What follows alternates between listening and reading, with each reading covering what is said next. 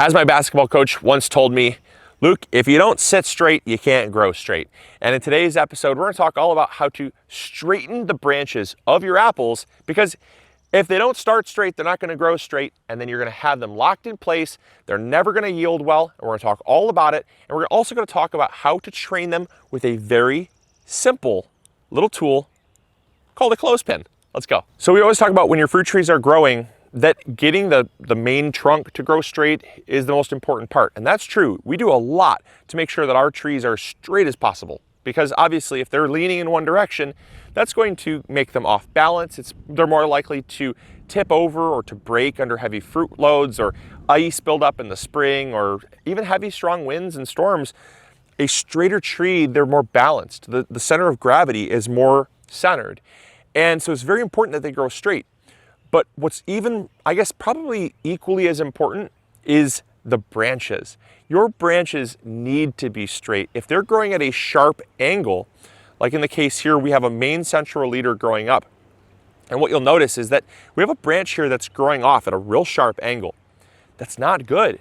The reason why it's not good is because it makes it more prone to snapping. Just in the previous example, heavy fruit yields makes that joint really unstable, and it makes it very fragile and easily breakable. So that's a problem. Second is it actually will promote other forms of growth that we don't want. So a really flat branch does not promote as much upward vigorous growth. And that's because basically the angle at which a branch forms will actually promote either outward growth or upward growth, but rarely both of them at the same time. And so what we want to do is we want to encourage flat branches that will not only yield more, they'll hold more, but they will also reduce our workload on the tree later on. And the time to do this is not 2 years from now. The time to do it is right now, when the branches are still very moldable. And that goes back to my basketball coach example. When we're young kids, I was in middle school, and he would come into the classroom, our basketball coach would come into the classroom, and if we were all hunched over, he would say, "You're running after class, you're running after class." We never knew when coach was gonna come in. And it was always this thing of, he had us, our backs were straight, we had good posture, because if you're sitting straight, if you sit straight, you grow straight. And it was all about building that at an early age, when we're young and we're moldable, that the time to sit straight is not when we're 70 and we've hunched over our whole lives. It's when we're young and our bones are still growing, right? Same exact thing, absolutely same exact thing applies to your branches on your fruit trees. You want to train them when they are young and flexible, not once they're fully mature and all, rigid, because they're not going to bend then. So I'm going to show you how we do that. It is really simple and you're going to love it. So last year we applied clothespins to our trees. We did that to actually train the young branches, because you'll see what's called branch spreaders being touted on the internet. People will say use branch spreaders, and branch spreaders are okay, but they can be really cumbersome, and they're not always the easiest to use in a young circumstance like this.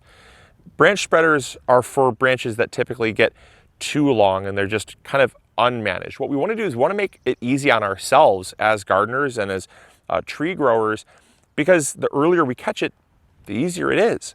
Branch spreaders are typically like wooden shims or boards, long boards, that a V is cut out, a notch is cut out, and they will cram this, right near the end of the branch. They'll cram it up here, and they'll essentially just force a branch that should have been trained a long time ago. It's not a bad way to train a tree. It's just I'd much rather train a tree earlier rather than later, because once a branch has started to grow straight or encouraged to grow straight, it's never going to go back to the way it was. So yes, when a branch is still somewhat flexible, you could use a branch spreader, absolutely, but I would much rather use a clothespin. And we used a clothespin on these lower branches last summer, and we had them on all summer long. We've since taken them off because they're not necessary anymore, because after a summer of growing with these clothespins, as I'll show you, they kind of sturdy up, they kind of get rigid, and the branches stay the way they were. And what you'll notice is we have a really good angle. It's not super sharp, it's not making a V. This one is beautiful. This one is like coming right at you. It's just like a perfect 90-degree angle. This one here, perfect 90-degree angle. It's absolutely incredible how straight they were with just a clothespin. So coming in, I'm going to show you how we do it. We're going to train this branch right here. This branch was just a little too young last year to train. And now that we're getting into the growing season, we're starting to push some growth and things are going to come out of dormancy. And I want to start training it now so it's not too late. So here's how simple this is. So we have our clothespin. We have a hole in the clothespin. That hole is going to go right around the trunk of the tree, just like that. And we're going to take this branch, we're going to bend this to our desired angle here. And what you'll notice happens is, look at that, the tension, we've simply slid the clothespin down to form essentially a stopper, if you will, that now stops this branch. And you have this bend right here that then gets the branch coming out on a much sharper, a much more straight angle, or like a 90-degree angle, a much flatter angle. And it's that simple to train your tree. It's so incredibly simple to do, but you have to do it when the tree is young up at the top. You train them as the tree grows, and that way the clothespin can fit around the caliper or the diameter of this main growth point here. Because if we let this get a whole lot thicker, you wouldn't be able to get the clothespin around it, and then you'd have to use something like a branch bender. But when it's young like this, it just works so incredibly well, and it's not going anywhere. It's going to stay like that, and this is going to be a nice straight branch. Let's do another one. So we got this Gravenstein here, and we have a lateral and another lateral that are young. They are moldable, and they are primed to be trained at a lot straighter of an angle. See how they're kind of sharp like this, and they could be a lot better. So what we're going to do is we're going to take our clothespin, we're going to put it as close as we can to where that lateral forms. Let it rest just like that. Check it out. And then I'm going to do a before and after so that you guys can see the difference that it actually makes. Because in real time, I mean, that's a tremendous difference. See that they're so much straighter. Let's just do one more because it takes no time at all. Last but not least here, we have a red Macintosh that we're going to get trained up. We have one already here. We're going to train this branch here as well, so we get some nice laterals. Just too sharp of an angle. We just don't want that to grow like that, because that's going to grow up this way.